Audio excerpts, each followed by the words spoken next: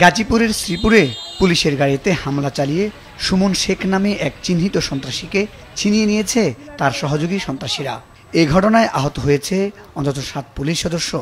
আহত পুলিশ সদস্য উপজেলা স্বাস্থ্য কমপ্লেক্সে প্রাথমিক চিকিৎসা দেওয়া হয়েছে। পুলিশ ও স্থানীয়রা জানায়, বৃহস্পতিবার রাত 8টার দিকে জেলা ডিবি পুলিশের একটি দল সন্ত্রাসী কাজে জড়িত থাকার অভিযোগে সুমন শেখকে শ্রীপুর উপজেলার কাউরাইদ ইউনিয়নের নান্দিয়া সাঙ্গুইন এলাকা থেকে আটক করে।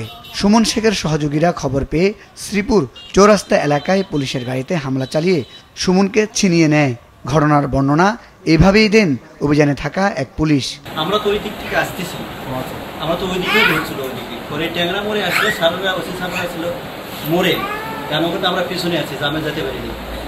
যাতে না আমার সিএনজিটা ঘুরালাম, ঘুরানোর মাত্রই তারা আমাদের অ্যাটাক করছে। আমি ফেরাছি, আমি একটু নামে দোকানের মধ্যে যাতে দিতে, সেই দোকানের লোক আমার ঢুকতে দেয়। পরে সামনে গলি মধ্যে গেলাম, গলি মধ্যে 10-12 জন আমার এইবার সেটা বাড়ি বাড়ছে, তখন এই দিক প্রিন্সিপাল লাগেনি, আবার এই পাশে বাড়ছে, এই দিক হামলায় অন্তত 7 জন পুলিশ সদস্য আহত হয়। আটককৃত সুমন শেখ বর্মি এলাকার মুসলিম উদ্দিন মাস্টারের ছেলে। সুমন শেখের বিরুদ্ধে বিভিন্ন অভিযোগের 15টি মামলা হয়েছে বলে জানিয়েছে পুলিশ। শ্রীপুর থানার ভারপ্রাপ্ত কর্মকর্তা মোহাম্মদ আব্দুল বারিক জানান, এই ঘটনায় দ্রুতই আইনগত ব্যবস্থা নেওয়া হবে।